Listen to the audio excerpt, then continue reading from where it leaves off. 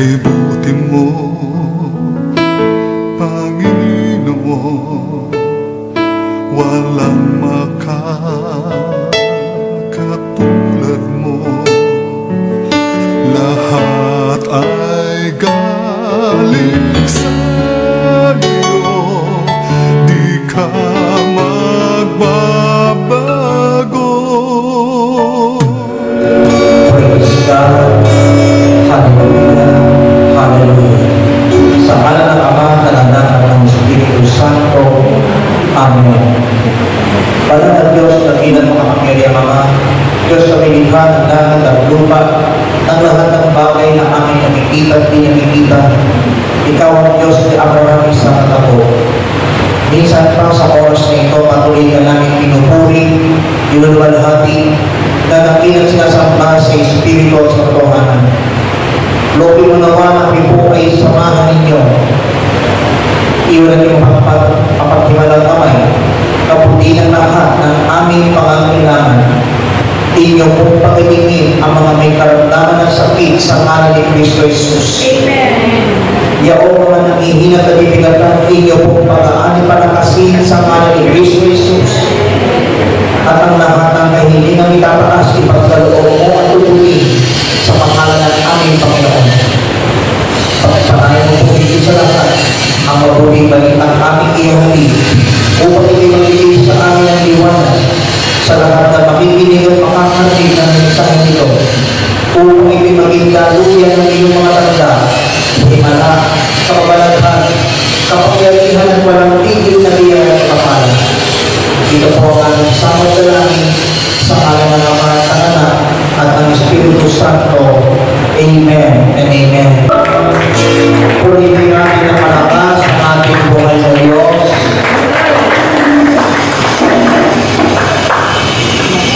Brothers and sisters, our reading for this coming Sunday is taken from the Gospel of our Lord Jesus Christ according to St. Luke, chapter 6, verses 39 to 45. Ebanghelyo ayon kay San Lucas, ika-6 na kabanata, simula talatang 39 hanggang 45.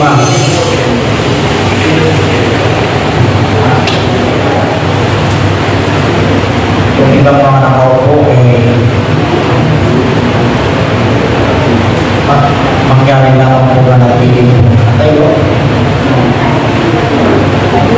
Bilang paggalang sa mabuting balita. At ganito po ang mababasa ng Ebanghelyo sa wikang Ingles. He also told them this parable. Can a blind man lead a blind man? Will they not both fall into a pit? A student is not above his teacher, but everyone who is fully trained will be like his teacher. Why do you look at the speck of sawdust in your brother's eye and pay no attention to the plank in your own eye?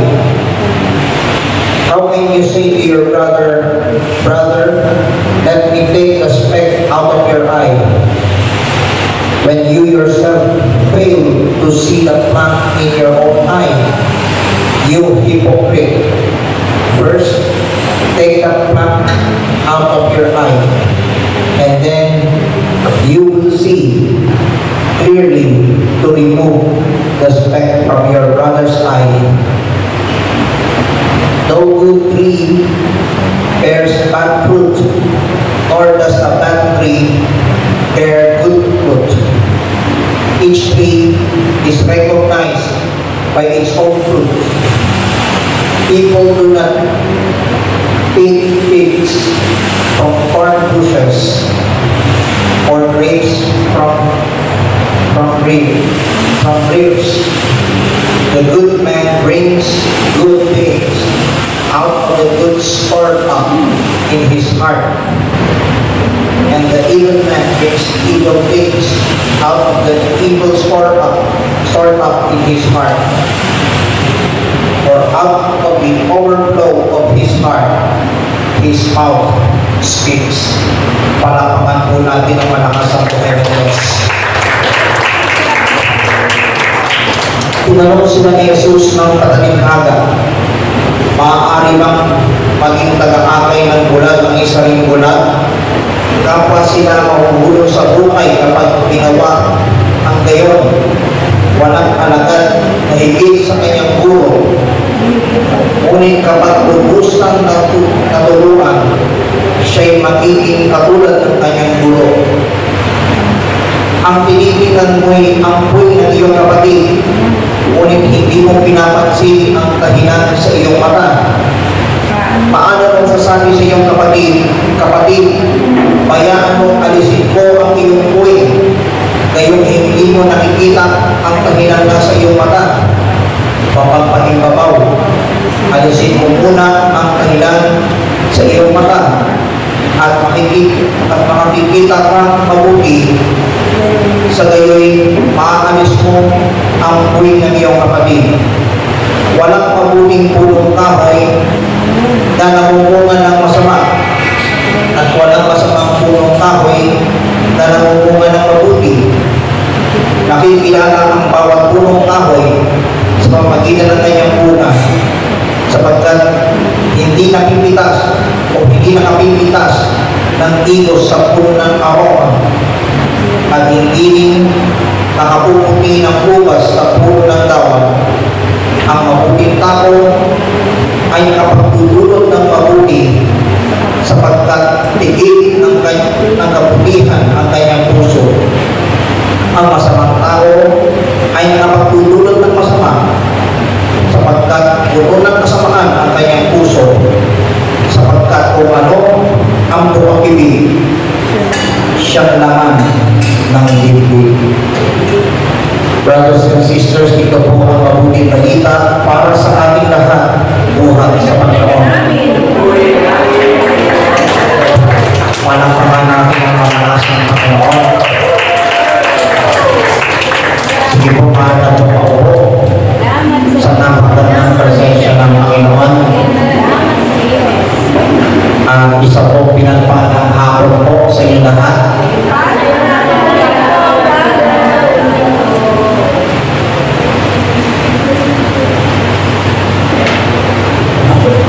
Siguro po, nagtataka ang ilan sa inyo kung bakit dumating ako nang hindi pa nagsisimula. Una po, kaya pinabuti ko galing ng Android ay tumaan muna ako sa bahay para magpalit ng isusuot ko ngayon.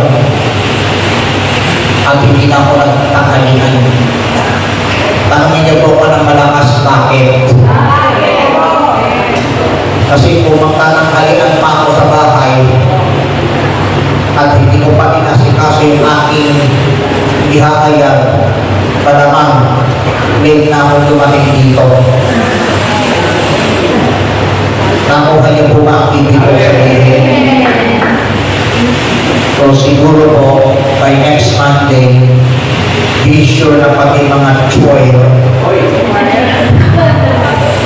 ay maaga din dumating. Amen? Kasi by next Wednesday, which is March 5, magsisimula uli sa panahon ng Uwaresma na magsisimula sa pagpapahid ng abo sa loob. Kunyan ng 40 araw na paghahanda sa Paschal Mystery ng ating Panginoong Jesus. Ang pagpapakasakit, pagkamatay, at muling pagkabuhay.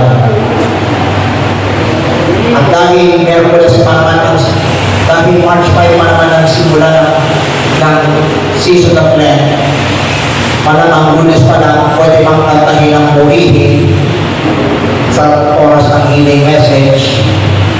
Pero pagdating ng Miyerkules, wala mo nang purihin. Bakit? Bakit hindi mo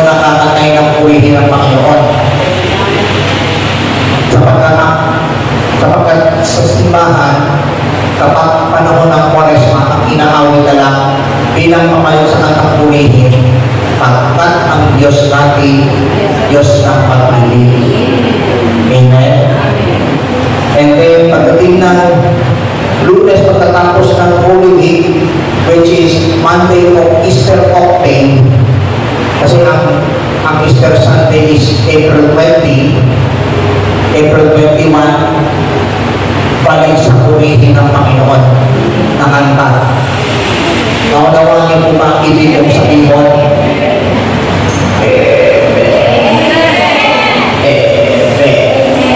Palakpakan natin ang Panginoon. Ito po ang magandang, ang ulo ng mga langit na balita na ibig ko ibahagi sa inyo. The measure of a person, offensively versus hypocrisy. Ang sumatan ng isang tao, ang pagiging tunay kontra kapatid-babawan o pagkukunwari. Beginning by briefly summarizing the passage, highlight the imagery of the blind leading the blind and the focus on outward action versus inner character. Sabihin nyo, ouch, aral. Kayo ba'y nakaranas ng salitang ouch, aray? Ang hina. Tapos mga friend, sumigaw ng ouch, aray. Kasi Panginoon. Now, pose your question, what does it truly mean to be a follower of Christ? Is it enough to simply perform religious rituals, or is something more profound required? Ngayon, i-highlight ang imahe ng mga bulag na nangunguna sa mga bulag at ang kanilang pagtuon sa mga panlakas na kilos kumpara sa panloob na pagkatao. Now, tatagalogin ko po itong English na yun. Ano nga ba ang tunay na kahulugan ng pagiging tagasunod ni Kristo? Sapat na ba ang pagsasagawa lamang ng mga ritual sa relihiyon? O may mas malalim pa bang kailangan? Gusto niyo po malaman na isa-isahin po natin kung ano ang magiging sukatan ng isang tao. Ang una sa lahat, higit sa lahat, ang unang sukatan ng isang tao ay ang panganib ng pagkukunwari. The danger of hypocrisy. Now, ito'y tinatalakay ang mga kahihinatnan ng isang pagkukunwari o yung mga tao may ugaling mapagpalimbabaw. Pinakamalalim na Tagalog translation ng hypocrisy is yung pagiging hipokrito. Ang tabi mo, malalim ng Tagalog. No? Using examples from the passage and perhaps from contemporary society, ito'y gamit ang mga halimbawa ng ano? Halimbawa na mula sa talata at ito'y marahil mula sa mga bagong lipunan. Amen? Ano pong pinagdiin ang pinsanang dulot nito sa ating sariling buhay espiritual at sa kredibilidad ng pamayanan ng pananampalataya. Marami ang sana sa buhay ng tao dahil sa sari-sari kapag-ibabawan ng tao dito sa lupa. Ang tanong ay bakit? Marami ang katulad nito. Pagdating sa gawain, sa mga prayer meeting, ang sasaya. Pero pagdating sa bahay, ano nangyayari? Nagbubuntayan. Kung makakapagsalita, nako po ang luluto. Amen? Bakit ka mo? Walang kapayapaan ang nangyari sa kanyang tahanan at sa kanyang buhay. Kaya pag nag-aaway ang mag-asawa, sasabihin ng babae, di mo naman! Ang sasabihin naman ng lalaki, di mo naman! Ang sabi ng bata, pambihira, impyerno ng bahay na rin. Palakpakan po namin ng malakas sa Panginoon. Now, kapag hinayaan natin na mangaling ang buhay ng tao dahil sa pagkukunwari o kapag-ibabawan, malamang wala tayo sa gawain ng buhay banal ang mga pangyayari ng Diyos. Palakpakan natin ang Panginoon. Now, the next step is the importance of authenticity. Ang kahalagahan ng autenticidad. Now, ipapaliwanag natin kung ano ang hitsura ng tunay na pananampalataya. Hindi lang ito tungkol sa mga pandakas na kilos, kundi tungkol sa panloob ng pagbabago.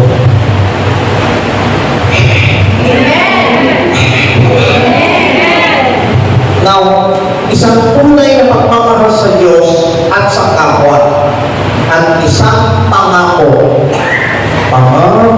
ko sa iyo, ito'y asahan mo na walang iba kundi ikaw mahal. Tuloy natin ako. Isang pangako na mamuhay ng may integridad. Amen? Now, ano po ang itsura ng tunay na pananampalataya? Sa tingin niyo po, ano ang itsura ng ating pananampalataya? Ano po? Lupay-pay. Kaya nagiging lupay-pay kasi walang kabuhay-buhay. Pero nang dumating sa buhay natin ang Espiritu ng Diyos, dahil sa mabuting balita, ang ating lupay-pay na kalagayan napalitan ng masigla, payapa, at walang tigil na pagkilos na sumusunod sa kalooban ng Diyos. Amen? Napakaliwanag, no? Hindi lamang ito sa paglabas ng kilos natin, kundi saan? Kundi sa panloob na pagbabago. Kaya tayo natanang, there's gonna be a great awakening. There's gonna be a great revival in our life. Dahil sa revival, yung ating pagkatao ay may likas na pagbabago. Amen? Hindi lang sa ating paglabas na pagkatao,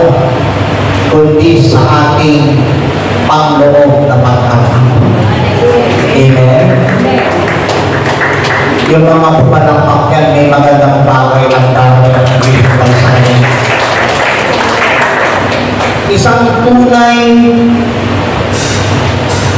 na pag-ibig sa Diyos. Sa English nga, genuine love for God and neighbor. And a commitment to living a life of integrity. Ang tanong, ang inyong upang pamumuhay ay may integridad. Salamat sa isang Panginoon. Tatanungin ko po kayo malakas, magsabi kayo ng totoo. Don't lie to me and don't lie to God. Ang iyong upang pamumuhay ay may integridad. Hulihin natin ang malakas ng Panginoon. Yan ang isang pangako na tayo ay mamuhay ng may integridad.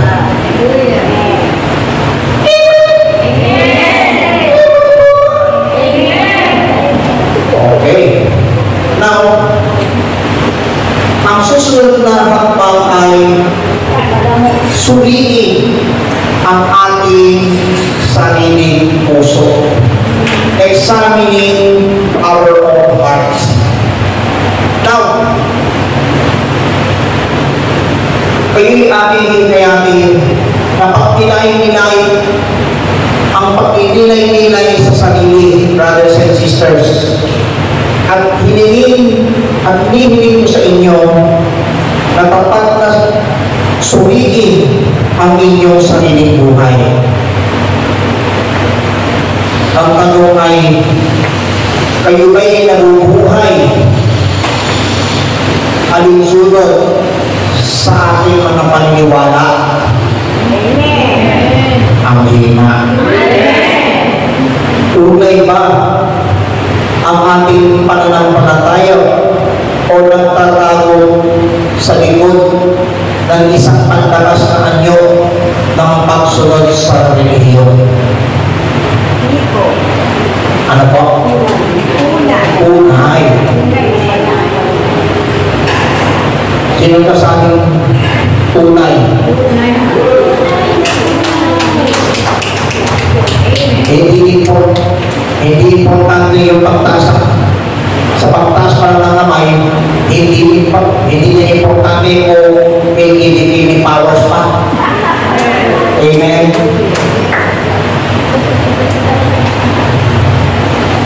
Susuriin natin ang ating sarili. Kung tayo ba ay namumuhay alinsunod sa ating paniniwala, ito ba ay tunay na ating pananampalataya o tayo nagtatago sa likod ng isang panglabas na anyo ng pagsunod sa relihiyon? Amen? Dahil ang pinili natin ay tunay ang ating pananampalataya na nangangahulugang sinasalisip natin o sinasalisip ang mensahe at kapahayagan ng buhay, banal at mga pangyayari. Amen. Halimbawa, itong gawain ng El Shaddai. Sa unang antingin ng iba, itong gawain ay isang religious group.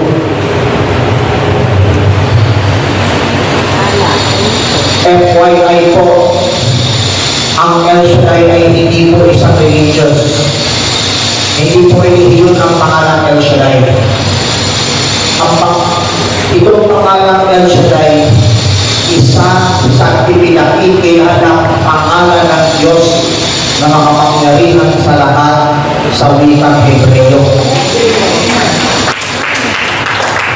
At ang El Shaddai PPFI,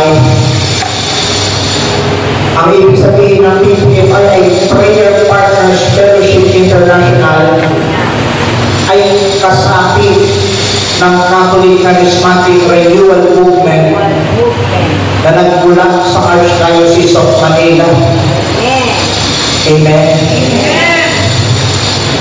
So,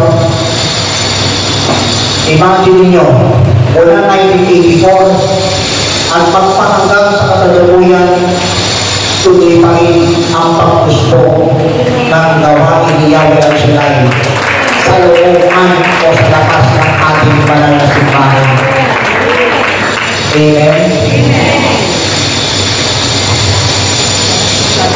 Itong gawain ito, walang tinataas na relihiyon. Ito'y pangalan ng Diyos na itinataas at iniingatan ng mga Hudyo doon sa Israel, sa bansang silingan ng ating Panginoon. Amen. Itong gawain ng El Shaddai, kasama yun sa tinatawag ng Trans-Parochial Catholic Charismatic Communities ng ating simbahan. Amen. Sa lahat ng Catholic Charismatic Renewal Movement, isa ang El Shaddai. Sa pinakamaraming milyong-milyong Catholic Charismatic Church Renewal Movement ng simbahang Katolika. Whether you like it or not, hindi tao ang nagtatag dito. Ito'y tinatag ng Espiritu ng buhay, banal ang pagpapangalaman. Amen. And return to the last step. The last step is the call to action. Ang tawag sa pagkilos. Let me challenge every one of you na magsikap para sa mas malaking pagiging tunay sa ating pananampalataya. Maaaring kabilang ang paggawa ng mga tiyak na pagbabago sa ating buhay. Paghingi ng kapatawaran para sa nakaraang pagkukunwari o pangako ng gumawa ng mas malaking gawain ng paglilingkod at pagmamahal. Amen? Kung halimbawa, namuhay tayo sa pagkukunwari, aminin natin na tayo nagkamali. Saan ba ako nagkamali? Amen? Naalala ko po yung pinwento ng ating Bishop Ted Papani. Kailan taong ikasyang nakakaroon ng simbang gabi. Ito. Halimbawa, ikasyang nakakaroon ng simbang gabi. Sa dami na mga nagsisimba, may isang mamanglasin ang nandun sa loob. Kapag humili ang pari, hindi makapaniwala na mayroong mamanas sa sagot-sagot. Ang sabi ng pari, tayo po ay nagkakatipon dahil sa pagmamahal ni Jesus. Ang sabi ng mama, narinig ko na yan, Father. Hindi rin ang sige pa ng holy ng mga sabi niya. Remember, Jesus said, "My God, so loved the world that He gave His one and only Son." Ang sabi ng mama, narinig ko na yan, Father. Hindi ba ito? Sige ba na ulit? Ang bago na tayo. Ang galing na pagkukunwari. Ang sabi ng mama, narinig ko na yan. Narinig ko na yan. Hindi ba ito? Sige ba ulit? Prepare and believe the good news. Ang sabi ng mama, narinig ko na yan. Alam nyo, nung mami ng pare yung sagot ng mama, nabahigit ng ticket. Halos na kami nilibig. Alam nyo, ginawa niya, tinuro pa yung mama, sabi, isa, hindi pa. Pagdag po na namin marinig ko, kahit susuray-suray ka, pakakagyan ko yun ang pakit eh. Ang sabi ng mama, yan ang di ko natin eh.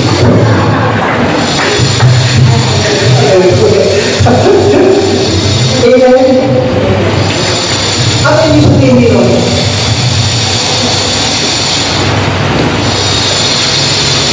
Hindi ba tayo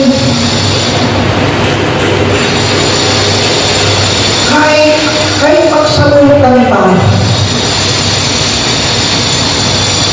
isipin ko na lang, dapat iba'y pa rin ang pananampalataya. Amen?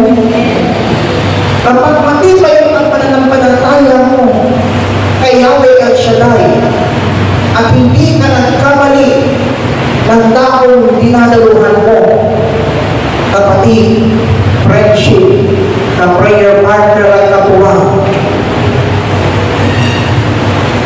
may magandang bagay ang darating at nanihintay sa bawat isa. Amen? Sabi nga ng isang kilalang broadcast journalist, sa'yo ako ha. Amen? Pero nga siyang tanong eh, kanino mo sasabihin na sa'yo ako? Sa lahat ng mga sagot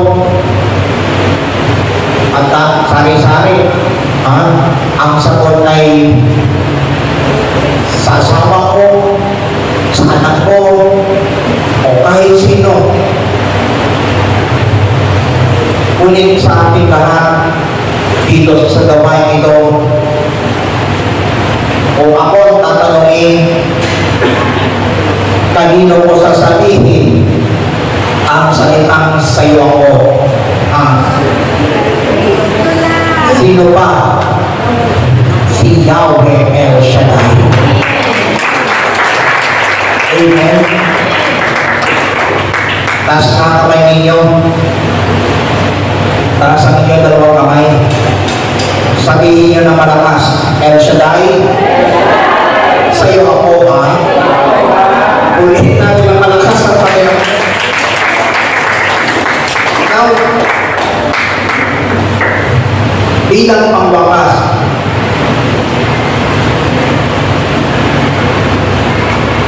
let us reiterate the central message of sermon. Ang tunay na pananampalataya ay hindi tungkol sa panlabas na anyo, kundi tungkol sa panloob ng pagbabago. At kayo'y aming hinihikayat na mamuhay ng may integridad at pagiging tunay na sumasalamin sa pagmamahal at biyaya ng buhay, banal at makapangyarihan ng Diyos. Purihin natin ang Diyos, purihin po natin ang Panginoon. Are you learning? Sabi ni Brother, yan ang mamosok tanong ni Brother Jude Santos. Are you learning? Tayo na tayo.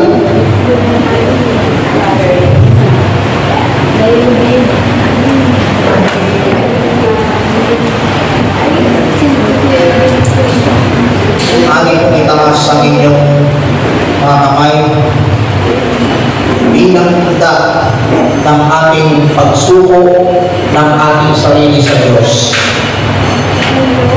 Bago natin pakinggan ang awitin, manalangin muna tayo. Sabihin po natin lahat, Panginoong Jesucristo, humihingi kami ng patawaran sa lahat ng aming pagkakamali, tulad ng pagkukunwari at kapatid-pawawan. Linisin mo po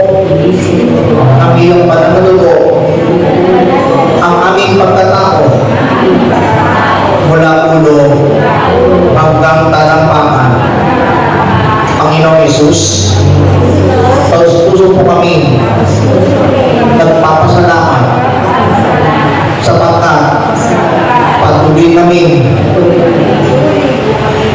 mamumuhay ng may integridad at pananampalataya sa iyo. Kaya naman,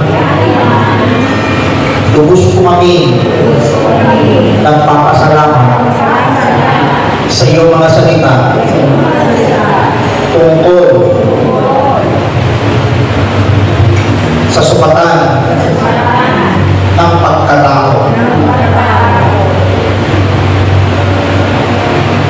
Ang pagiging tunay kontra pagkukulbari. Naway magsilbing aral ang aming napakinggan at may bahagi namin ito sa iba. Kaya maraming salamat at patuloy mo kami sinamahan sa ngalan mo, Jesus. Taas ang inyong kamay at pakinggan natin ang mensahe ng awitin ito.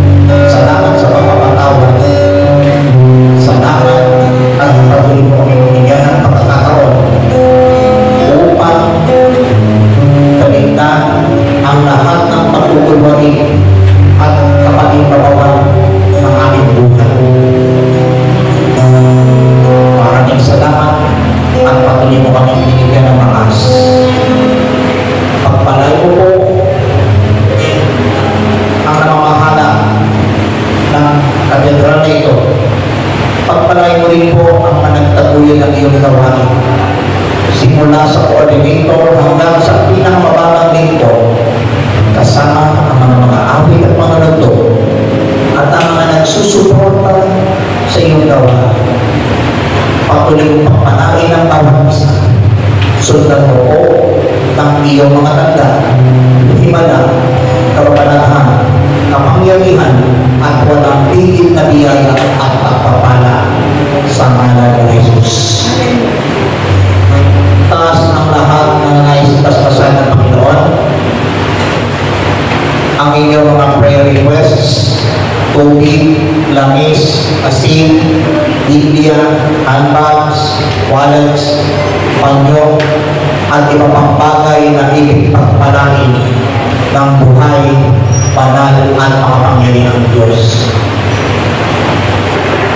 Diyos na mga makapangyarihan, narito po paspasan ang mga hawak ng aming mga kapatid.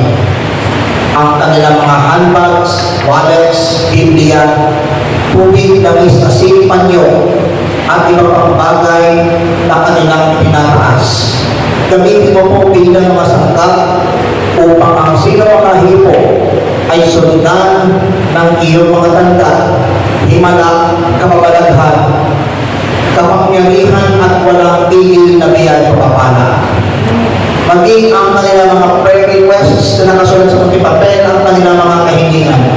Inaangkin po namin na lahat ay answered prayer. Paspasan ang kanilang mga alay handog, ibalik sa kanila ng pusong takal, sisiklikin at umaapaw. At sa aming pansamantalang pag-iwahiwalay, taglay po namin ang ibayong kalakasan at sigla na galing sa iyo. Maraming salamat po. Ito po ang aming samon dalang kaysa ng panambitang panalangin ng aming inambirhe Immaculada Concepcion at ng lahat ng mga anghel at mga banal sa langit sa pangalan ng iyong bugtong na anak, ang aming Panginoon tagapagligtas, Panginoong Jesucristo, na nabubuhay na lahanin kasama mo ng Espiritu Santo, iisang Diyos magpa sa walang hanggan, ang lahat ay magsabi ng Amen. Pakibaba ang inyong mga hawak kamay. Baba ang inyong mga hawak kamay. Itaas ang inyong kamay na walang hawak. At buong lakas tayo magpupuri ng malakas kay Yahweh El Shaddai. Panayan tayo magpupuri sa ating Panginoon. Lakasan ko ng magpupuri sa Panginoon.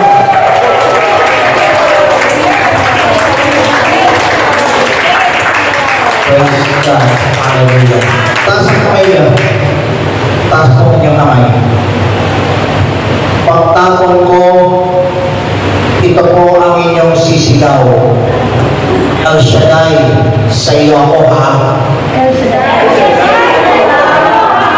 Pag-iulit ko ng malakas. El Shaddai, sa iyo ako ha. El Shaddai, sa iyo ako ha. El Shaddai, sa iyo ako ha. El Shaddai, sa iyo ako ha. El Shaddai, sa iyo ako ha. El Shaddai, sa iyo ako ha. And may the Lord God bless us all now and always forever. In the name of the Father, and of the Son, and of the Holy Spirit. Amen. Aming Diyos, sa'yo ang papuri. Sa aming pagsamba, itataas kita. Kalwalhatian mo, Jesus. Hindi kailan pa man di kayang pantayan.